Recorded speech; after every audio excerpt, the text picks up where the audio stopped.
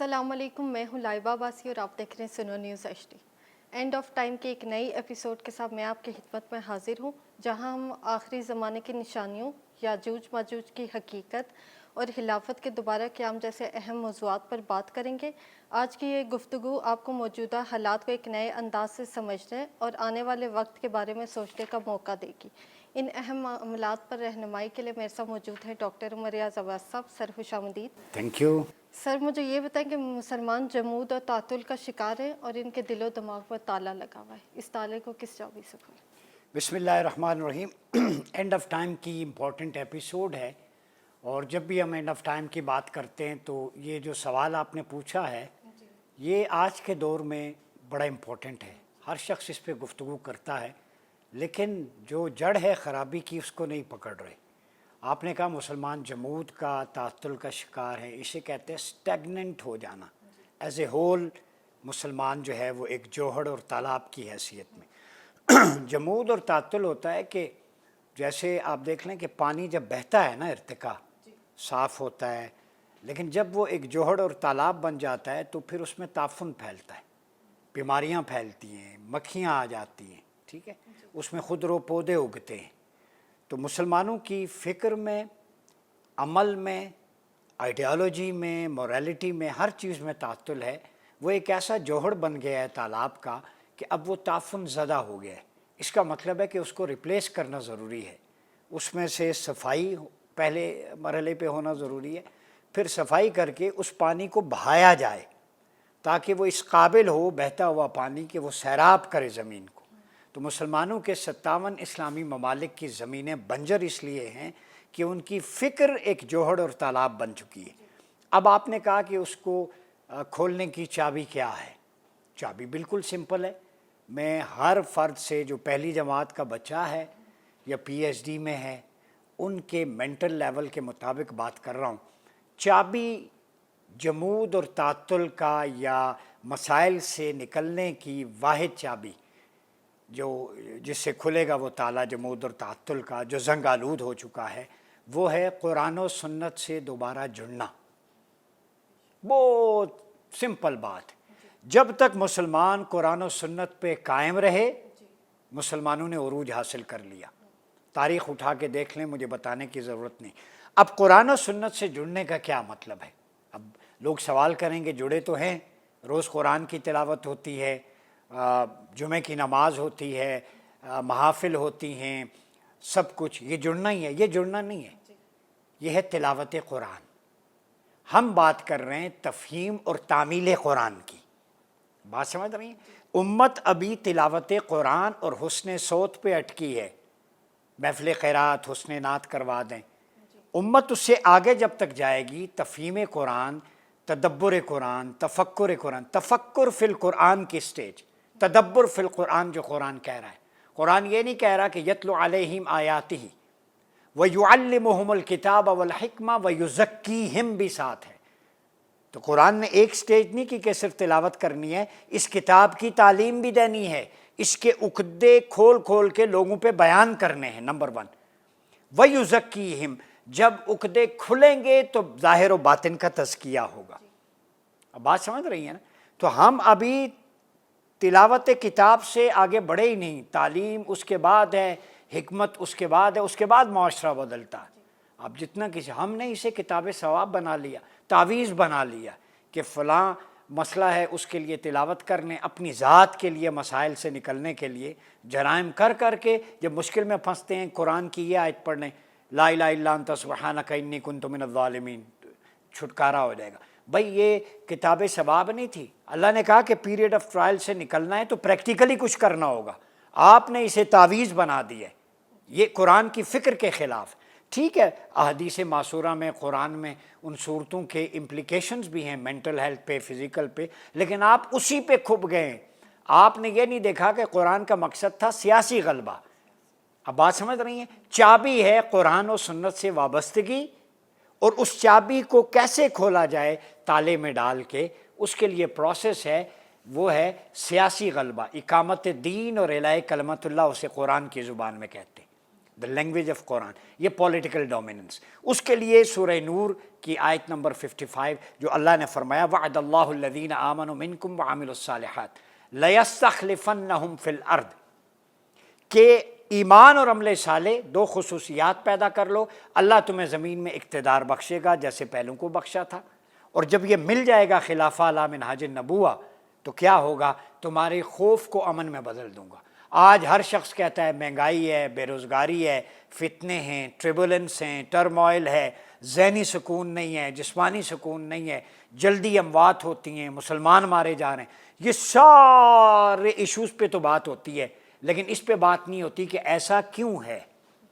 قرآن کہتا ہے تمہارے سارے خوف کو، ملٹی سائیڈڈ فیئر کو ایک multi dimensional piece and comfort میں بدل دوں گا، تو اس کی ضمانت جب قرآن نے دے دی، لیکن شرط ہے وہ خلافہ کا ریوائول ہو، ایمان اور عمل صالح، ٹھیک ہے۔ اب دوسری چابی جو مفسرین نے، محققین نے بیان کی ہے قرآن و سنت سے جڑنے کے بعد، یہ جو جمود کا تالا اگر کھولنا ہے نا، اس کے قلب پہ تالا لگ جاتا ہے، اس کی واحد چابی کنجی نبی اکرم صلی اللہ علیہ وآلہ وسلم کی بارگاہ میں کثرت سے درود و سلام پڑھنا ہے، غیب سے راستے کھل جاتے۔ تو امت اگر کھویا ہوا مقام چاہتی ہے تو اپنا تعلق ذات مصطفیٰ صلی اللہ علیہ وسلم سے استوار کرے، ریسٹور کرے۔ Restoration of your relation ship with your beloved prophet is the need of the hour۔ یہ میں جملہ کہہ رہا ہوں، نبی پاک صلی اللہ علیہ وسلم سے ٹوٹا ہوا تعلق بحال کرنے کے لیے وہ کنجی، وہ چابی ہے درود پاک۔ اللہ اور اس کے فرشتے بھی بھیجتے ہیں۔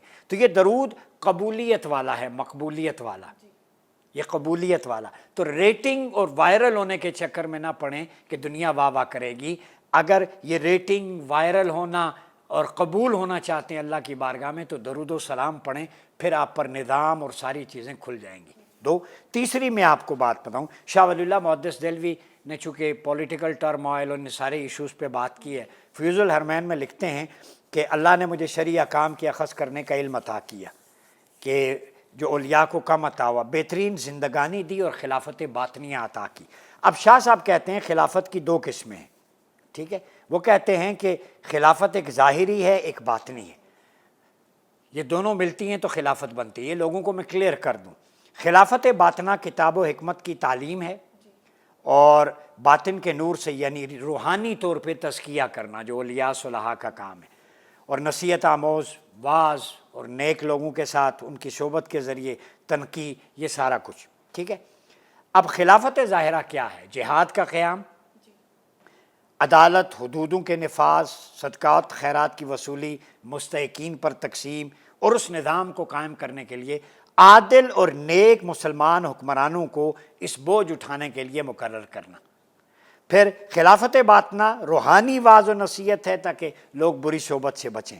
تو خلافت ظاہرہ میں آپ حدود کی اقامت کرتے ہیں، جہاد کی فراہمی، سامان کی، سرحدوں کی حفاظت، وفود کی اجازت، صدقات خیرات کی وصولی اور مستحقین پر تقسیم، مقدمات کے فیصلے، یتیموں کی خبرگیری، اوقاف، راستے، مسجدوں کی نگہداشت، ٹھیک ہے۔ اور خلافت ظاہرہ یہ قرآن و سنت کی تعلیم، یعنی امر بالمعروف و نہی عن المنکر ہے خلافت۔ شاہ صاحب نے کتنا خوبصورت کہا، خواہ وہ دعوت کے ذریعے ہو، خواہ وہ کلام کے ذریعے ہو، خواہ وہ مسلمانوں کی خدمت کے ذریعے ہو، ٹھیک ہے۔ اس میں نمازیں ادا کروانا، حج، زکوٰۃ، سیاسی حقوق، فارن پالیسی، سب کو قرآن و سنت کے تابع کر دیں۔ تو شاہ صاحب کہتے ہیں کہ مسلمانوں کی پستی کی اصل وجوہات ڈیول سائڈز ہیں، ایک تو انہوں نے سیاسی غلبہ چھوڑ دیا، ایک باطنی طور پہ اپنی اصلاح چھوڑ دی۔ تو جب برتن اندر سے میلا ہو، خالص دودھ بھی شفا نہیں دیتا، تو شاہ صاحب کہتے ہیں دل کے برتن کو اللہ اور اس کے رسول کے ذکر سے دھو لو۔ جب باطنی طور پر اولیاء صلحاء کی صحبت میں بیٹھو گے تو تمہارا ظاہر بھی، تم حقوق کے بیداری کے لیے شعور اپناؤ گے اور سنو گے۔ تو لہذا خلافت باطنی اولیاء صوفیاء کا کام ہے، خلافت ظاہری عادل حکمران کا کام ہے۔ تو جب یہ دونوں مل جاتے ہیں تو مثالی اسلامی معاشرہ وجود میں آتا ہے۔ سر ابنائے حرمز کی بات کرتے ہیں، تو اس کا بتائیں کہ اس کا حل کیا ہے اور کس کے پاس ہے؟ دیکھیں، ابنائے حرمز کا آپ نے پوچھا، حدیث میں نعیم نحمات کی کتاب میرے پاس ہے، بعض تابعین کی، صحابہ کی روایات ہمیں ملتی ہیں کہ جب ایک ابنائے حرمز کے بارے میں کہ اس تنگ راستے میں لڑائی ہو جائے اور اس کا پانی بند ہو جائے۔ پانی بند ہونے سے مراد یہ ہے کہ تجارتی منڈی بند ہو جائے، چونکہ وہ آبی گزرگاہ ہے، تیل سپلائی ہوتا ہے پوری دنیا میں وہاں پہ، تو وہ سمجھو کہ قیامت سے پہلے کہ فتنوں کا ظہور ہو چکا ہوگا، تو ایک بہت بڑی جنگ ہوگی۔ اس پر بڑے بڑے تابعین، تبع تابعین نے اسناد کے ساتھ نقل کیا ہے۔ تو یہ آبنائے ہرمز کی لڑائی اینڈ آف ٹائم سے پہلے فتنوں کے باب کی ایک لڑائی ہے۔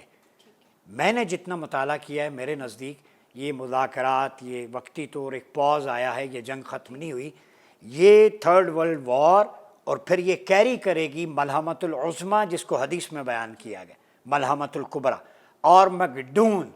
تو یہ امریکہ ایران کی لڑائی اصل میں ہرمجدون کی طرف جانے والا راستہ ہے، یہ گزرگاہ ہے۔ تو آبنائے ہرمز ہو یا باب المندب ہو، ٹھیک ہے، یہ دو، اور نہر سویز، یہ سارے ہمارے پاس ہیں، لیکن اس کی چابی کسی کے پاس بھی نہیں ہے۔ چابی اگر پاسبل ہے چابی میں سمجھتا ہوں تو وہ ہے مسلمانوں کے پاس، وہ خلافت کی چابی ہے، اکٹھے ہو جائیں 57 اسلامی ممالک ایک پلیٹ فارم پہ یونائٹڈ ہو جائیں تو ان کی چابی کے سامنے دنیا کا کوئی لاک بھی ان لاک ہو سکتا ہے۔ تو ان لاک اس آبنائے ہرمز ہو یا مندب کوئی بھی ہو، ان لاک کرنا ہے، جیسے آپ نے جمود کا بھی پوچھا تھا، اس لاک کو ان لاک کرنے کے لیے چابی صرف خلافت ہے، وہ خلافہ علی منہاج النبوہ پہ ہوگی۔ اس وقت جو پاکستان، عمان، ترکیہ، قطر، سعودی عرب بحمدہ تعالی ہماری ایفرٹ سے جو بات اقتدار تک پہنچتی ہے، ہمارا تو کام ہے بتانا، یہ ایک بلاک بننے جا رہا ہے اور پاکستان اس میں لیڈنگ رول پلے کرے گا بحمدہ تعالی۔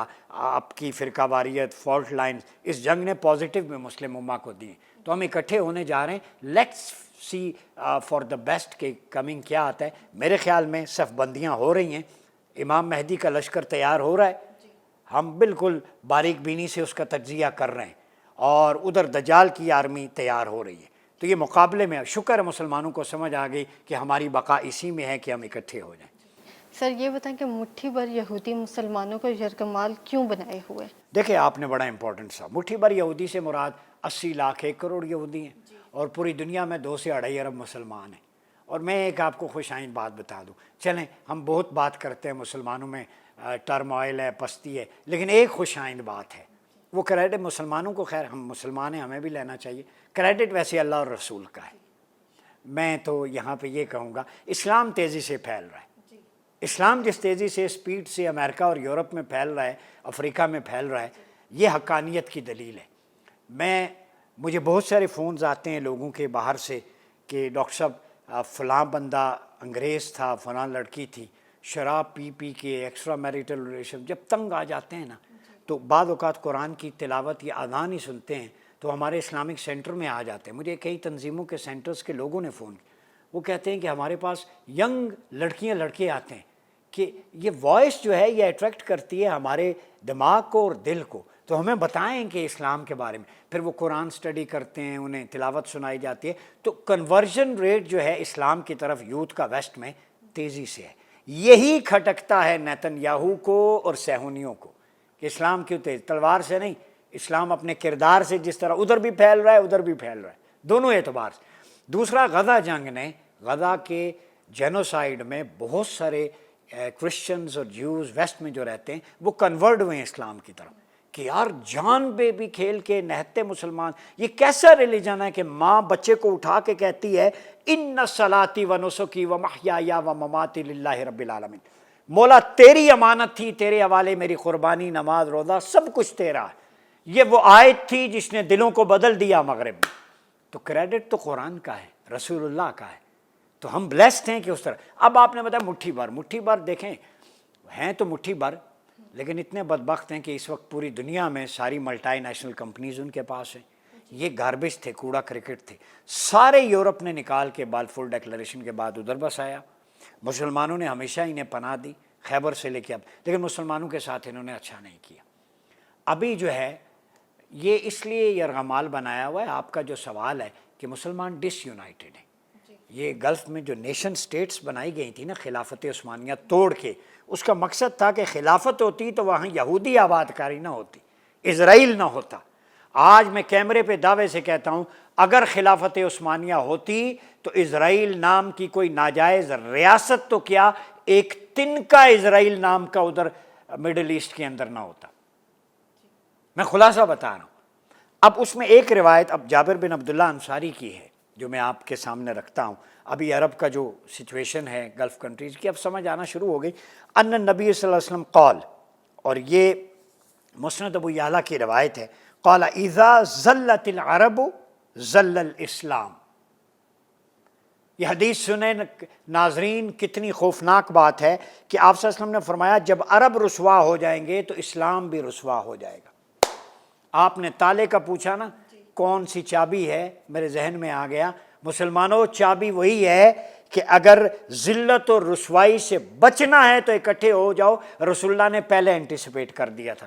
ایسا لیڈر، ایسا نبی اور رسول، ایسا رحیم و کریم ذات اقدس ملے گی جس نے 1400 سال پہلے بتا دیا کہ جب ذلت و رسوائی وہاں سے شروع ہو جائے تو اپنی صف بندی کر لینا، ورنہ اسلام رسوا ہو جائے گا معاذ اللہ. اسلام کی رسوائی کا مطلب کیا ہے کہ ٹوٹ کے تنکے بکھر جائیں گے، فتنے تمہارے گھروں پہ برسیں گے بارش کے قطروں کی طرح. رسوائی سے مراد آج مسلمان رسوا نہیں ہے ہر جگہ پہ، وسائل کے اعتبار سے، قوت کے اعتبار سے، تو یہ اس طرف اشارہ ہے. سر میرا آپ سے سیکنڈ لاسٹ کوسچن ہے کہ یاجوج ماجوج کہاں کہتے ہیں؟ کہاں کہہ دیں؟ سبحان اللہ، مجھ سے پوچھ رہی ہیں. دیکھیں جی ناظرین، یہ پوچھ رہی ہیں مجھ سے کہ میرا یاجوج ماجوج سے کیا لینا. لیکن آن اے لائٹر نوٹ، آپ بور نہ ہوں، یہ یاجوج ماجوج کو کتاب الفتن میں نعیم بن حماد نے وہ ساری روایات جمع کی. اس میں ان کا بھی ہے کہ صفوان رحمہ اللہ نے شری بن عبید سے کہا، کعب فرماتے ہیں، حضرت کعب رضی اللہ تعالیٰ عنہ یہ صحابی ہیں، کہ اللہ نے یاجوج ماجوج کو 3 طرح پیدا کیا. کتنی طرح؟ 3 طرح. نمبر 1 وہ قسم جن کے اجسام چاول کی طرح ہیں، باڈی چاول کی طرح. دوسری زرا کی طرح ہے اور ان کی چوڑائی. اور تیسری جو اپنے کانوں کو بچھائیں گے اور دوسرے طرف کے کانوں کو لحاف بنائیں گے. اب اندازہ لگائیں کہ کتنے بڑے کان ہوں گے، یعنی وہ کانوں کو لپیٹیں گے تو لحاف، کمبل یا رضائی بن جائے گی. یہ حلیہ بتا رہا ہوں. اور اپنی عورتوں کی بچہ دانی کی جھلی کھائیں گے.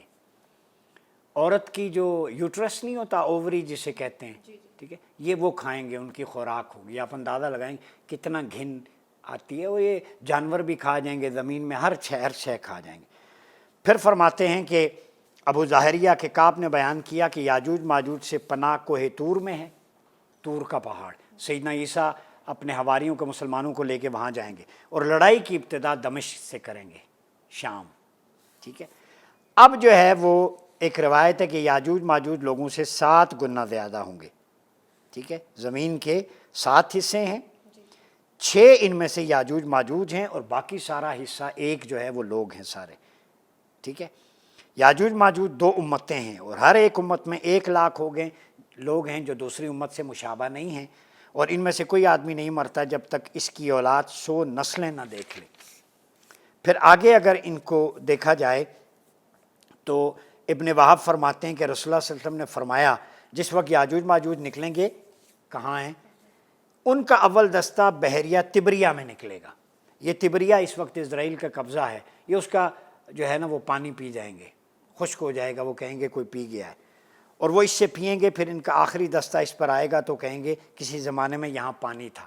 پہلا دستہ دریائے طبریہ کا سارا پانی ہڑپ کر جائے گا. ہم تو پانی گلاس 1 لیٹر 2 لیٹر پیتے ہیں، تو ان کا لشکر وہ پورا دریا خشک کر دے گا. پھر دوسرا دستہ ان کا آئے گا، وہ کہے گا کبھی یہاں پانی بھی ہوتا تھا. آپ اندازہ لگا لیں ان کی وحشت اور خونخواری.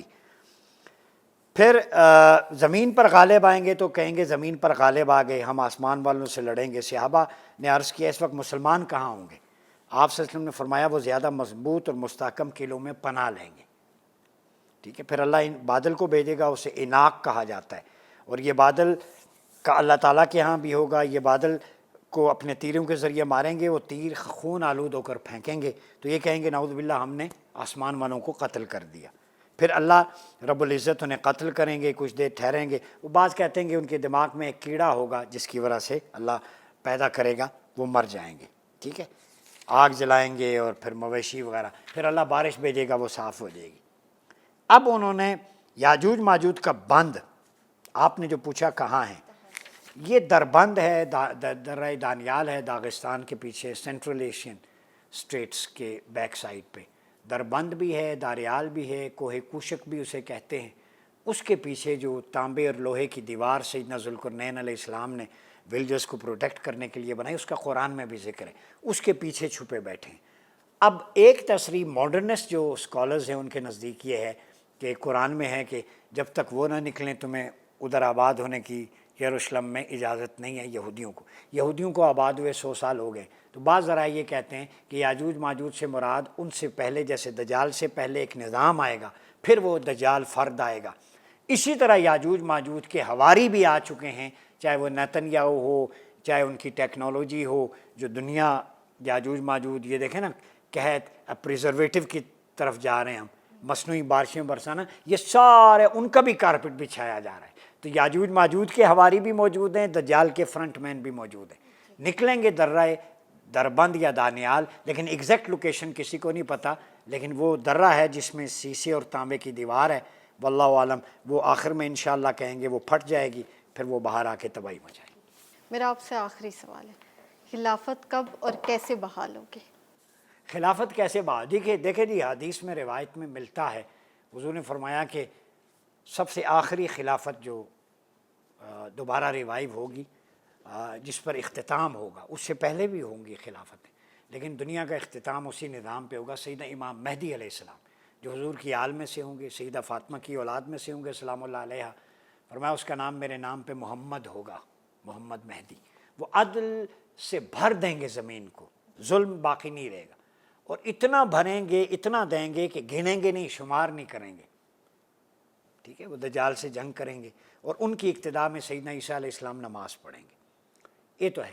اس سے پہلے خلافت آپ نے کہا کب بحال ہوگی؟ تب بحال ہوگی جب مسلمان اپنی دفاعی اور خارجہ پالیسی ایک دفاعی قوت بنیں گے۔ یہ آج میری بات لکھ لیں، میں ریسرچ بیس میں کوئی نجومی نہیں ہوں، نہ اینٹیسپیشن پہ بلیو کرتا ہوں نجومیوں کی، احادیث کی تو ہمارے لیے برحق ہیں، اس پر ایمان واجب ہے، لیکن یہ لکھ لیں جس دن مسلمانوں کا دفاع اور خارجہ پالیسی ایک ہو گئی، خلافت بحال ہونا شروع ہو جائے گی۔ اور میں بریکنگ دے رہا ہوں نیوز، خلافت کی بحالی کا صحرا پاکستان کے سر سجے گا، میری تحقیق کے مطابق جتنا میں نے اسٹڈی کیا ہے، اور اس کی کرنیں پھوٹنا شروع ہو گئی ہیں۔ پاکستان، ترکیہ، قطر، سعودی عربیہ یہ مل کے ایک الائنس بنانے جا رہے ہیں، تو یہ خیر کا کام اللہ اس زمین سے لے گا، اس فوج سے لے گا، اس خاکی وردی سے لے گا، ان مجاہدین سے، جو غزوہ ہند کا کام بھی انہی سے لینا ہے۔ ایلیا میں یہی جائیں گے وہاں لڑنے دجال سے، سیدنا امام مہدی کے لشکر میں، گہرے ہرے رنگ کے جھنڈے یہی خراسان، یہی خطے سے نکلیں گے، اور خلافت کی بحالی جو انشاءاللہ وہ یہ ارض مقدس ہوگی۔ اب دیکھیں سیدنا علی کرم اللہ وجہ الکریم میں اس میں بڑی مثال ہے۔ مجھے کئی لوگوں نے کیسے بحال ہوگی، فتنے ہوں گے، فتنے تھے۔ سیدنا علی کے زمانے میں مکہ، مدینہ، بصرہ، کوفہ، فارس، افغانستان، بلوچستان تک صوبے تھے، یہ صوبے تھے سیدنا علی کے، اور یہاں گورنر منتقل ہوئے، اور آپ نے مختلف جو ڈپارٹمنٹس قائم کیے، مال، پھر دفاع، پھر فوجوں کی نقل و حرکت، پولیس، قضاء، ٹھیک ہے، یہ سارے سیدنا علی کے۔ پھر آپ کے دور میں جو فتنے تھے ان کو کچلنے کے لیے اسٹیٹ پالیسی خوارج کے خلاف، to eliminate them as early as possible. اب آپ کہتی ہیں کیسے، کیوں بحال ہوگی؟ جب بیت المال ہر شخص کو باقاعدہ روزینہ اور تنخواہ دے گا تو سمجھو خلافت بحال ہوگی۔ یہ سیدنا علی کا فارمولہ ہے۔ کبھی اگر دقت آ جائے بیت المال میں وظیفہ دینے میں اسٹیٹ کو، تو سیدنا علی کا کیا فارمولہ تھا؟ آپ اعلان کر دیتے جس کا جو حق ہمارے ذمے ہے وہ آ جائے، بوڑھے، بچے، عورتیں اور شیر خوار بچوں کو بھی وظیفہ ملتا، بچے کی پیدائش کے وقت سے مقرر کر دیا جاتا۔ جس دن پاکستان میں، اسلامی دنیا میں بچہ پیدا ہونے کے ساتھ اس کا وظیفہ مقرر ہو گیا، ناداروں کی داد رسی ہو گئی، مال و اسباب شیر مادر نہ سمجھا گیا، ذاتی لوٹ مار نہ کی گئی، لوگوں پر خزانے کھول دیے گئے، تو میں کہہ دوں گا آج خلافت کی کرنیں پھوٹنا شروع ہو گئی۔ ایسے بحال ہوتی ہے خلافت، لفظوں میں نہیں ہوتی، ایسے بحال ہوگی۔ میں اس دن سمجھوں گا خلافت بحال ہوئی کہ جس دن وقت کے اے سی، ڈی سی، پولیس آفیسر، وزیر اعظم، وزیر اعلیٰ، گورنر، اس کو عام آدمی جاتے ہوئے پوچھے گا کہ بتا تیری یہ ذمہ داری تھی، تو نے کیوں نہیں خرچ کیا؟ تیرے پاس یہ گاڑیاں، یہ اسکواڈ کہاں سے آیا؟ اس میں جو پیٹرول جلتا ہے یہ ہمارا خون پسینہ ہے یا کیا ہے؟ بتا تو اپنے بچوں کو باہر کس کے پیسوں سے پڑھاتا ہے؟ جس دن یہ ہو گیا اور اس نے جواب دے دیا، میں سمجھوں گا خلافت بحال ہو گئی. چونکہ فاروق اعظم رضی اللہ تعالیٰ عنہ جب ممبر پہ بیٹھے تو بندے نے قمیض پکڑ کے پوچھا تھا ایکسٹرا قمیض کہاں سے بنوائی، اس کا جواب دیا. تو خلافت احتساب جب ہر بندہ پوچھنے پہ ہوگا وہ پھر پی کا ایکٹ نہیں لگتا. خلافت میں کوئی پی کا ایکٹ نہیں، ہر بندے کو آزادی ہے. ایک عورت بھی پوچھ سکتی، ایک عام سائل بھی پوچھ سکتا. تو یہ خود احتسابی ہے. جس دن خلافت اس دن بحال ہوگی جس دن عام حکمرانوں کی تنخواہ ممبر پارلیمنٹ کی جو آج 20-20 10-10 لاکھ مراعات ہیں وہی مراعات عام آدمی کو بھی ملیں گی. میں کہوں گا خلافت بحال ہو. بات سمجھ گئی؟ جی بہت شکریہ ڈاکٹر عمر ریاض عباس صاحب. جی ناظرین، آپ نے ہماری آج کی گفتگو سنی. ایک نئی ایپیسوڈ کے ساتھ ہم دوبارہ حاضر ہوں گے. آج کے لیے اتنا ہی. اپنی میزبان لائبہ عباسی کو اجازت دیجیے. اللہ حافظ.